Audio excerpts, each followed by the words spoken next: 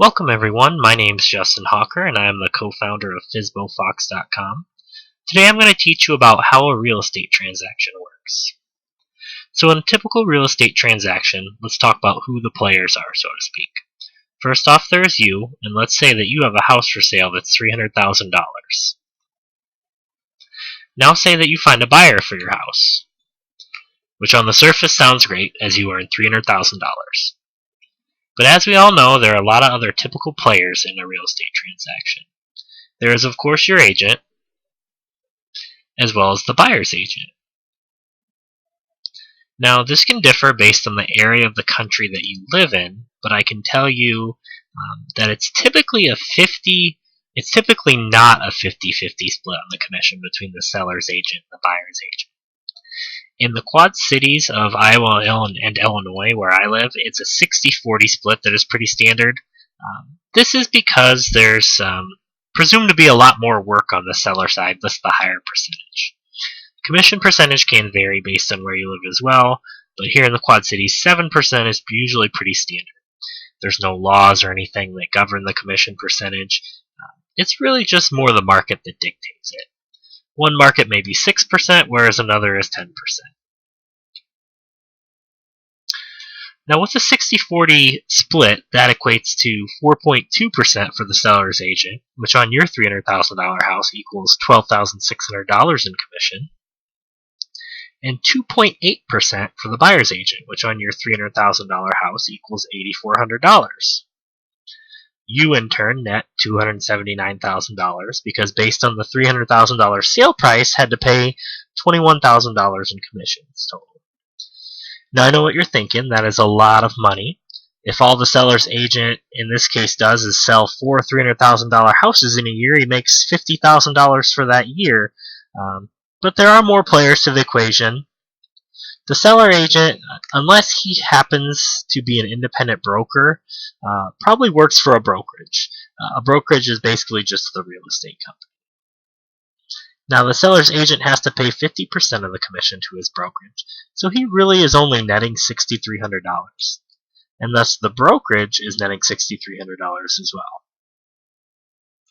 Now, that 50-50 split between agent and broker is negotiable and may vary by area, but in Quad Cities, I can tell you it's pretty standard for an agent starting out.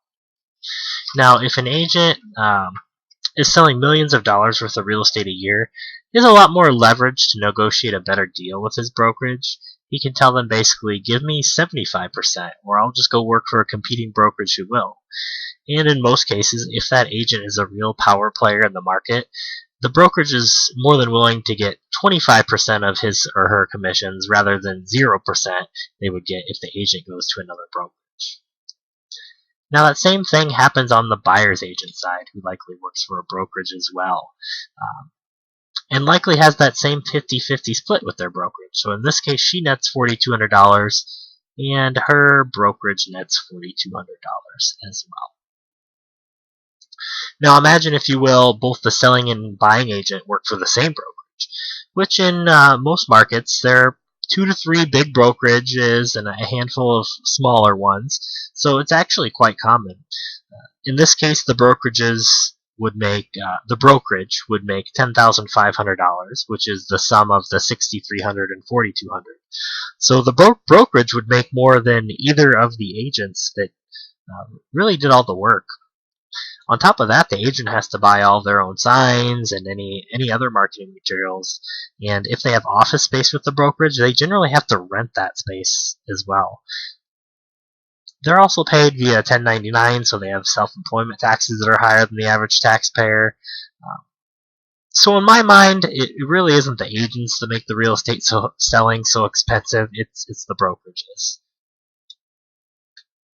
One other thing to keep in mind cost-wise is that there are closing costs that have to do with the loan and legal aspects. These cover things like home inspection, appraisal, loan origination fees, title and abstract, recording, and underwriting. And in most cases, the buyer pays these fees and it's wrapped up into their loan. So they usually don't have to pay anything out of pocket. It's just wrapped up. The loan on a $300,000 house might be $302,000 cover the closing costs. Who pays closing costs, though, is negotiable. So there will be some deals written where maybe the seller covers a percentage of the closing costs or all of them.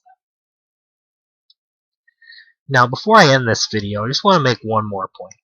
That $21,000 in commission is a lot of money to be leaving on the table, and I do believe there is a better way. It's perfectly legal to sell your own home FSBO, which stands for for sale by owner. Doing so means you essentially save all of that commission. What an agent does essentially, one, they market the property, which for most agents means they put it on the MLS, the multiple listing service. They put a sign in the yard, and maybe if you're lucky, they put an ad in the newspaper, who no one really reads anymore. The good news is our company, FSBOFox, can do the marketing for you for just a small charge. Now, the second thing an agent does is show the property, which I think most people out there are probably capable of doing themselves. And the third thing an agent does is handle negotiations, which, again, I think most people are capable of doing themselves. If you've ever sold a car, you can probably sell a house as well. So, how would the transaction work? You would advertise your house with FSBOFox. Buyers interested in your house go directly to you and not your agent. The end result is you net $300,000 instead of $279,000. Pretty simple. But what about buyers that have agents that do their shopping for them, you say? Well, there's an option for that. The agent's commission is still going to be 2.8%, we showed before. And most buying agents don't care if the house is listed FSBO, as long as they get their commission and they find their customer a house. So if you list FSBO, I would expect to get calls from agents saying they might have an interested buyer asking if you're willing to pay a commission. You can certainly tell them no, or you can tell them that you're willing to pay the standard 2.8% buying agent commission.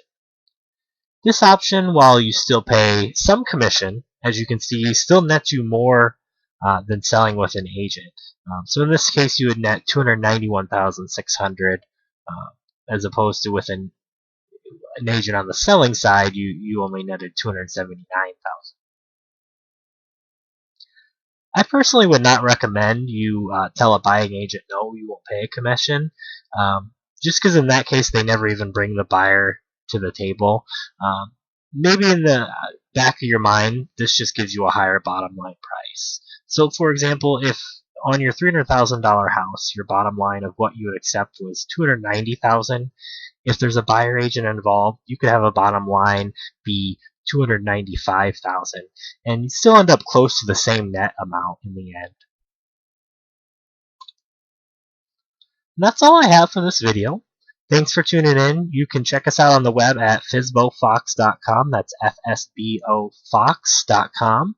Be sure to subscribe to our YouTube channel to get more videos on selling real estate FSBO, as well as follow us on Facebook or Google Plus for helpful tips. Thanks.